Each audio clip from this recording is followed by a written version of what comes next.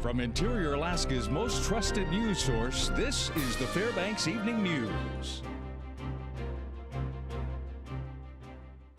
Good evening and thank you for joining us. Our top story this evening, no bail for a man convicted of negligent homicide in the death of a toddler. Trevante Osby was originally charged with second-degree murder as part of a plea deal in 2007. He received a sentence of 3 years for the death of 19-month-old Teravian Prescott. At the time of the conviction, Osby was released on time served and placed on 10 years probation. Today, Osby was back in Fairbanks District Court accused of violating conditions of his parole. Court documents allege Osby has committed numerous crimes while on probation, including drug and alcohol use, driving while intoxicated, and petite larceny.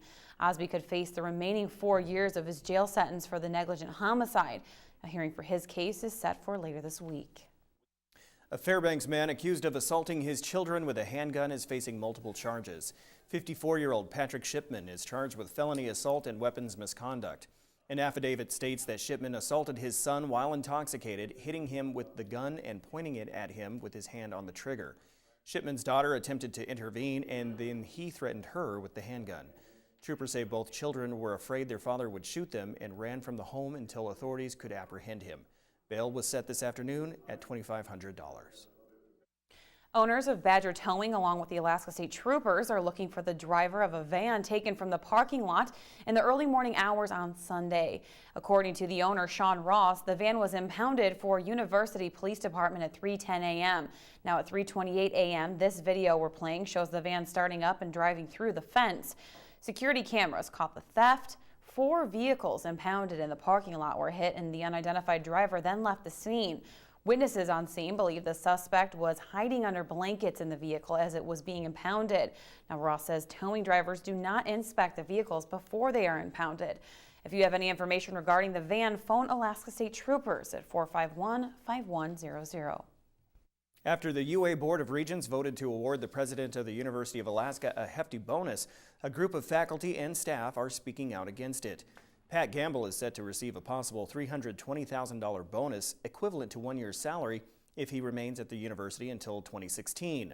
Numerous protests have been held by the group, and now an online petition has gathered over 800 signatures. Organizers of the petition say it's important for the public to be informed of their belief that the bonus is unwarranted, especially given that nearly 50 jobs from the University of Alaska Fairbanks are on the line due to funding cuts. A resolution was passed in support of the group protesting the large bonus.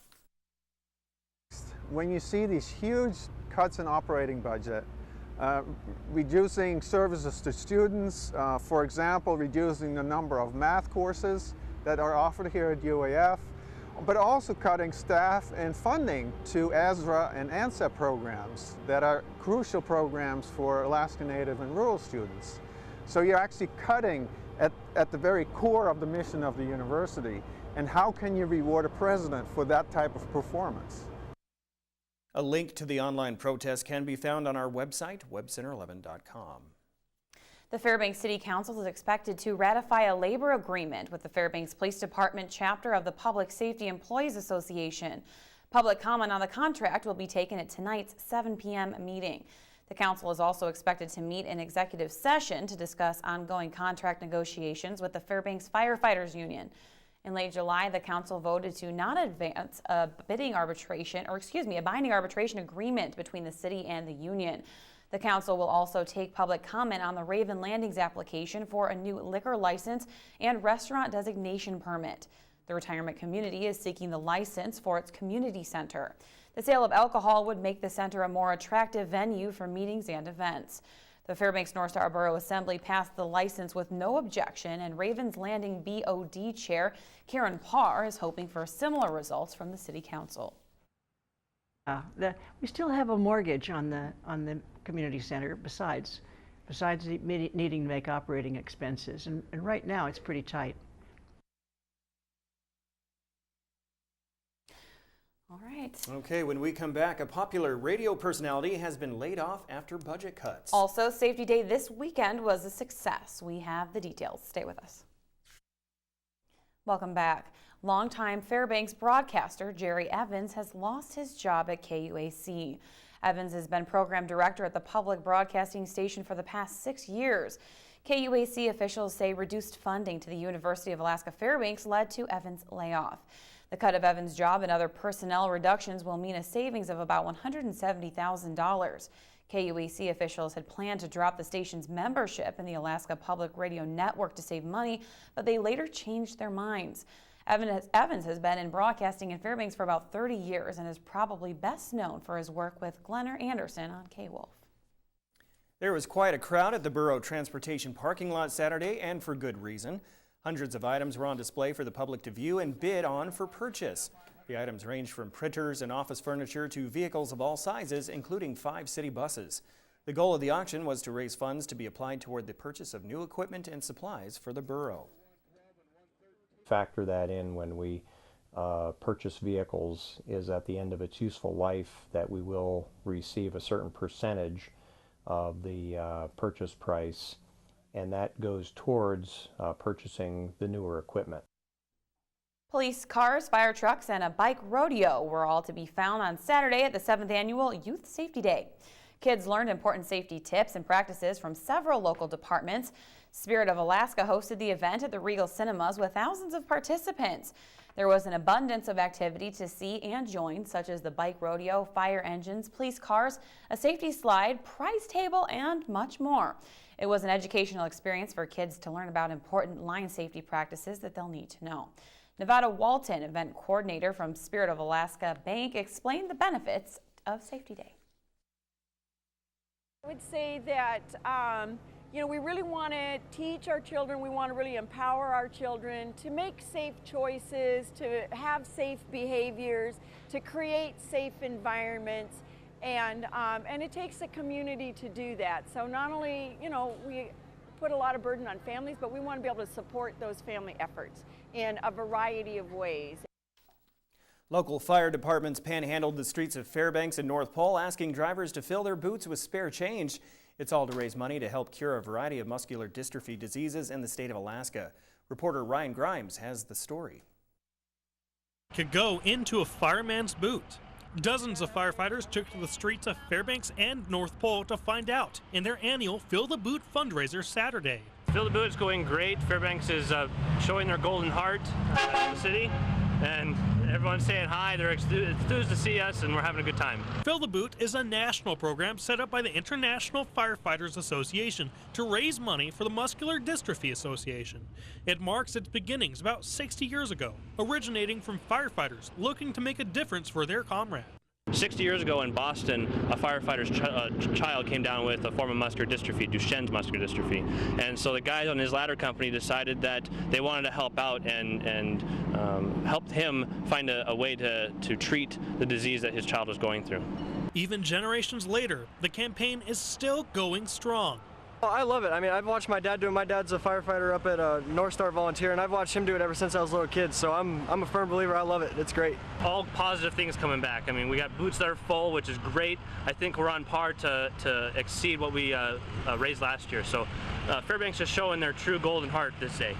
I think about 75% of the people donate. I mean, it's kind of a chain reaction, because if there's a long line of cars and the first person in line gives you money, it's more likely for everybody else to say, hey, okay, it's good to take your time and help the community and everything. It's great. We will have the final count of donations within the next few weeks. This is Ron Grimes reporting. I filled the boot. Did you fill the boot? No, I was actually working that day, so I didn't get a chance. I filled the boot. My kids and I did. They thought it was so cool. Good for you. That's good. Good to know. All right, Joe Cook is next with sports, and he has some August hockey action in the weekend recap and some high school sports. That's right, Joe Cook cooking it up next.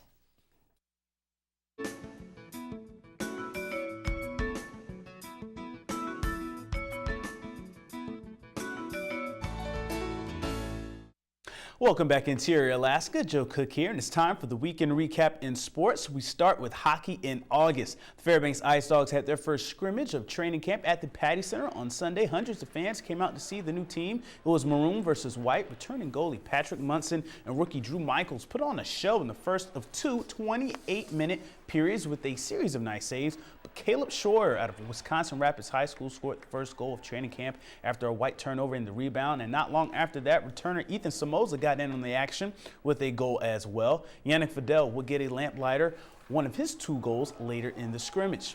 but Jesper Orval prevented a Munson shutout, but Maroon wins 4-1. Here's reaction from the Ice Dogs' first skate.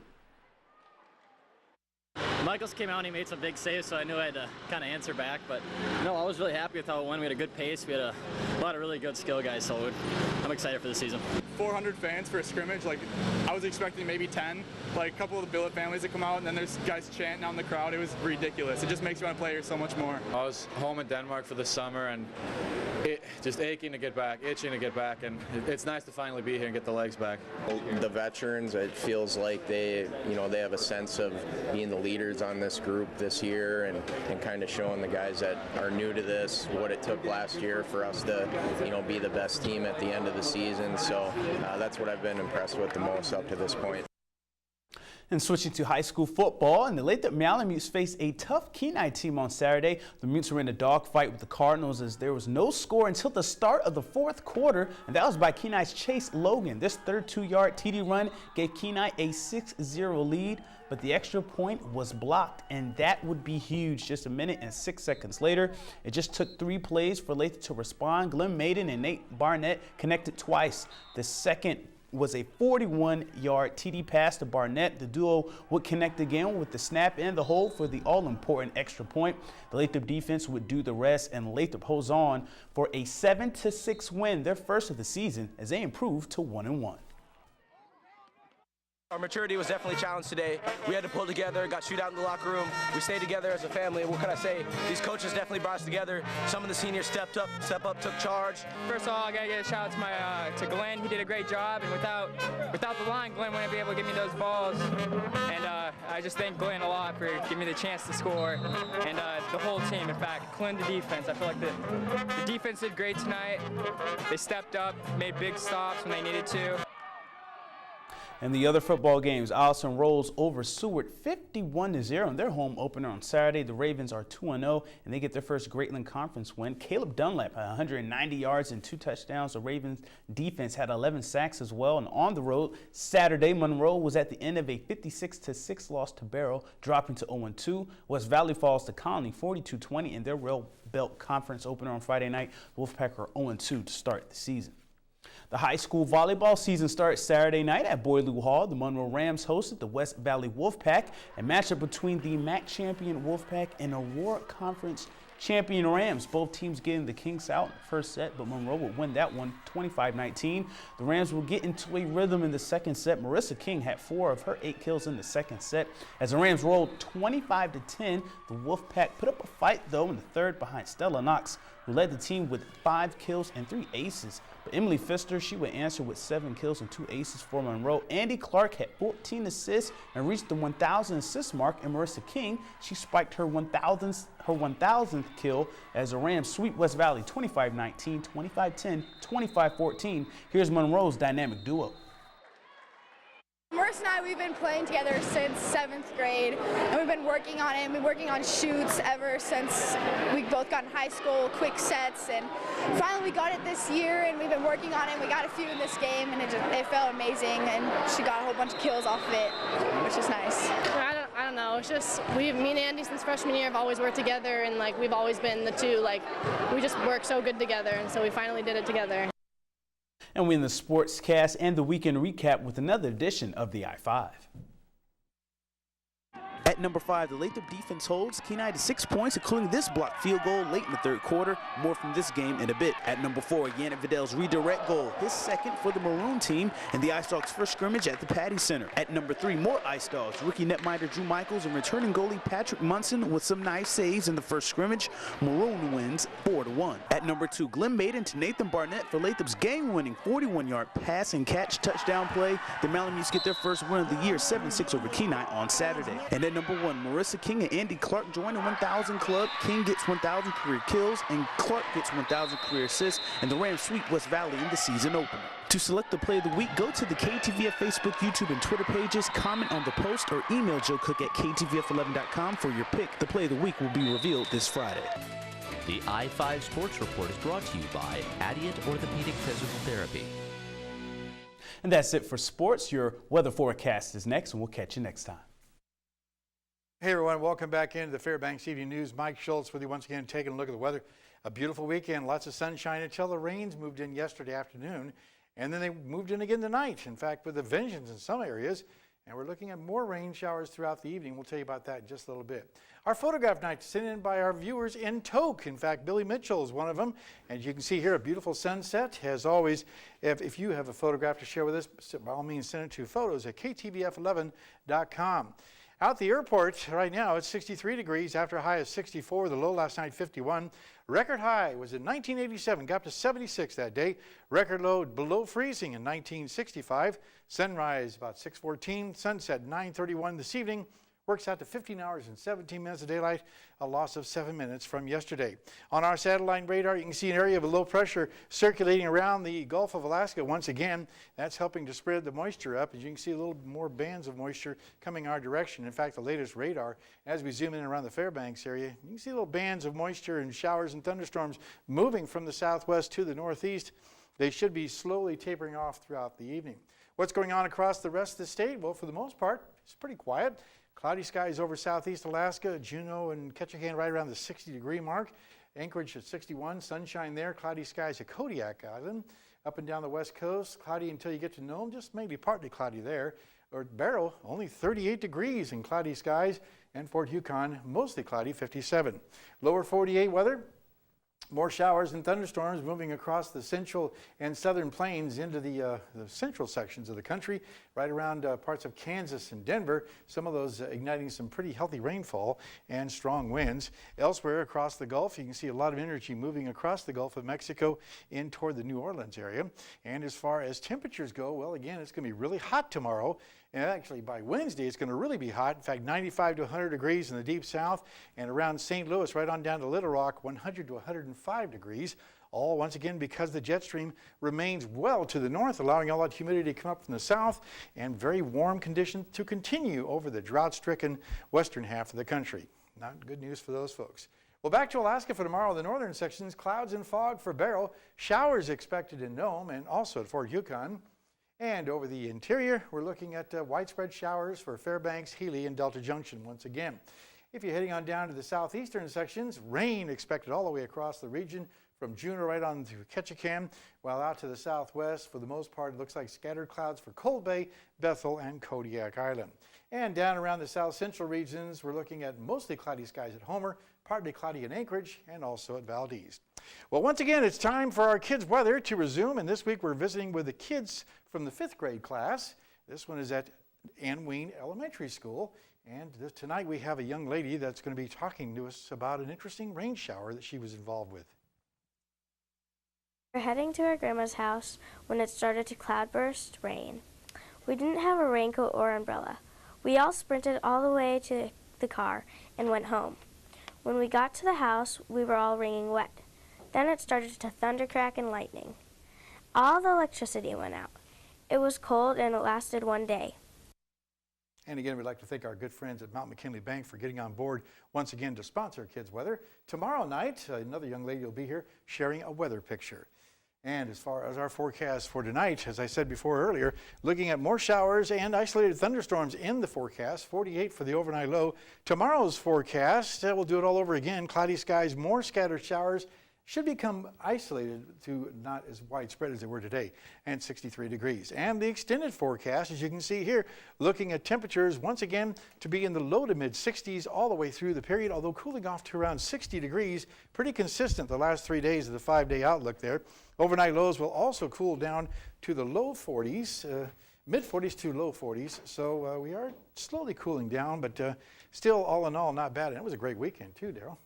It was up until the moment it started raining. I tried to race home and get my lawn mowed, and I got about maybe 5 minutes into it and rain. Yeah, it was some pretty heavy showers yesterday. Yeah, absolutely. I'm just looking for a break so I can... well, like I said, after Wednesday or Thursday, it should get a lot better, and then the weekend looks pretty good again. Okay, that sounds good. Yeah. Thanks, Mike.